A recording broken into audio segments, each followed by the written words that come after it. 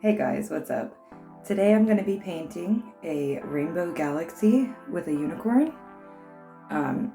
This is a very easy to follow paint with me style video, so if you want to try and paint along, go ahead.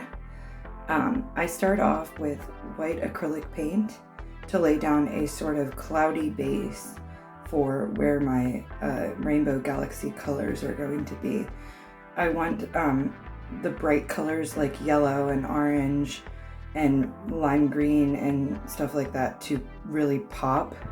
So I'm laying out white guidelines for the cloudiness just to give more dimension and really pop out those highlights and shadows when I actually get to painting the color over top of it. So just keep blending that out and in crisscross motions with your brush just so it looks cloudy and not all in one direction. And you'll see I sometimes will swirl around my brush as it's drying off just to feather everything out. And before we get further into this, make sure if you haven't already to subscribe to my channel. I do plenty of tutorials for painting and digital painting as well if you're into that sort of thing.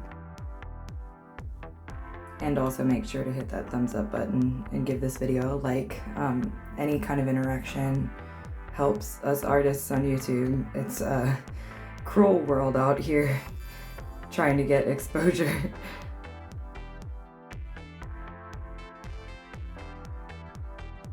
Just keep going in with that white and gently blending it out and feathering it, and adding in the general areas of where you want the highlights of your galaxy to be.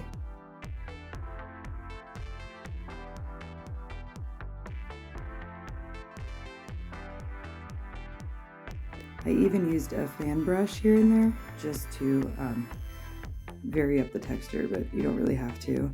To be honest, this layer isn't going to show through as clearly as it looks right now because the colors will blend it out when you put them over top.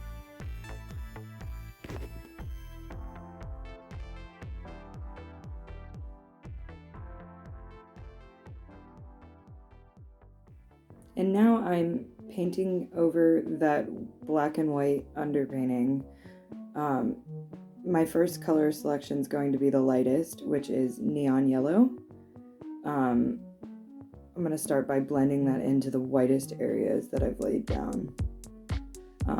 Kind of make sure that you have a roadmap in your mind as to where the colors are going to be. You don't necessarily need to. You could do it randomly, but I like to keep in mind that yellow will blend into orange, which will blend into red, which will blend into purple and a pink, and so on and so forth. Like, I tried to keep colors that blend together easily next to each other so that it would look like it naturally flowed. And then next I take a sea green and I'm gonna blend that gently into that yellow and just fade that out from those center clouds.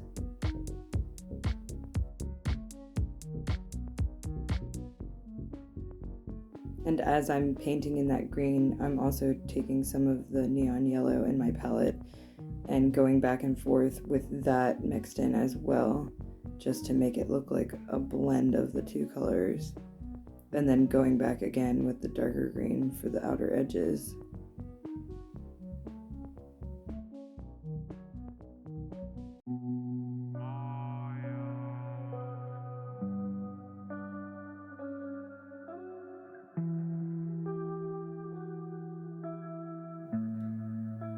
And now I'm going to take a neon orange and do the exact same thing with that neon yellow and blend it out. And I'm going to be careful not to mix the orange with the green because that will end up looking very muddy. I just kind of place it next to it, but not entirely near it, because I'm going to place transition colors in between.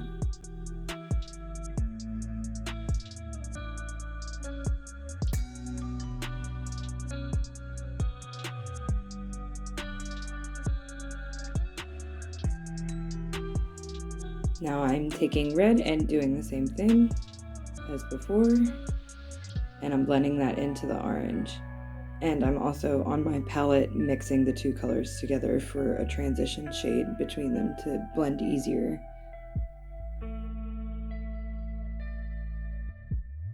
And then at the edges of the red, blending in purple as well.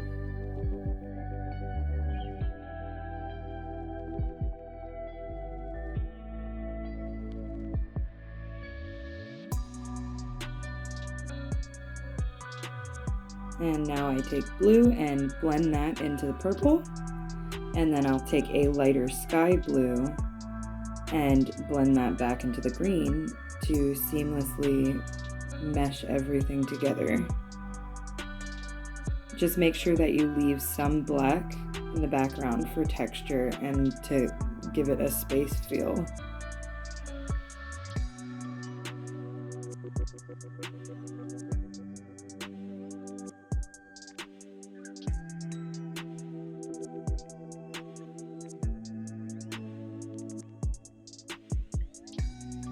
Now I'm taking white acrylic paint and a very fine tipped brush and very lightly dabbing on dots for stars. Make sure that the sizes of the stars are different. They will be bigger or smaller depending on how far away they are or how bright they are. So they will be inconsistent in size. So just dab them lightly on. And make sure the white acrylic paint you're using is not a clear drying one. Make sure it is a very opaque white. If not, you're probably going to want to use white gesso for this step. And you'll see I paint them on in clusters and not spread out everywhere to make them look more natural. Now I'm going straight in with black acrylic paint and painting in the silhouette of a unicorn. You're going to want to look up references for horses in whatever position you're going to want to draw them in, but make sure you follow those references very closely. But since this is a silhouette and it's just going to be black, you don't have to be the best artist in the world to pull this off. I feel like this is a kind of painting that basically anyone could make look decent. You don't have to be a master to get this one finished. Also, if you're not very confident in your painting skills with regards to getting this horse done, you could always print out a photograph of a horse and cut around the edges of it, cut that out and use it as a stencil and spray paint black on that stencil, and then there you go. It'll have the same effect. And I wouldn't say that's cheating, I would say that's resourceful.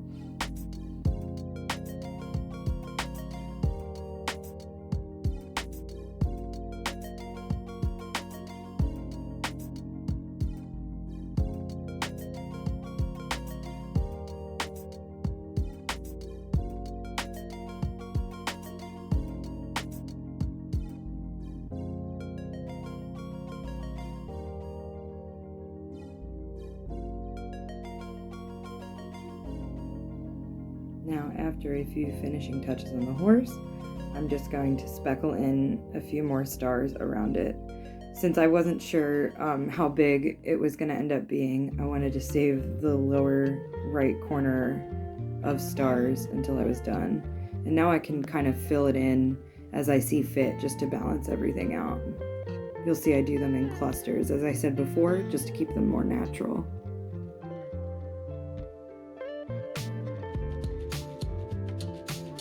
And that's just about it after a few finishing touches on the body. But I believe this is a painting that anyone could do. And I really think you guys should give it a try if you're willing. Thanks for joining me, and I hope you like what you saw. Like this video if you like it, and please subscribe.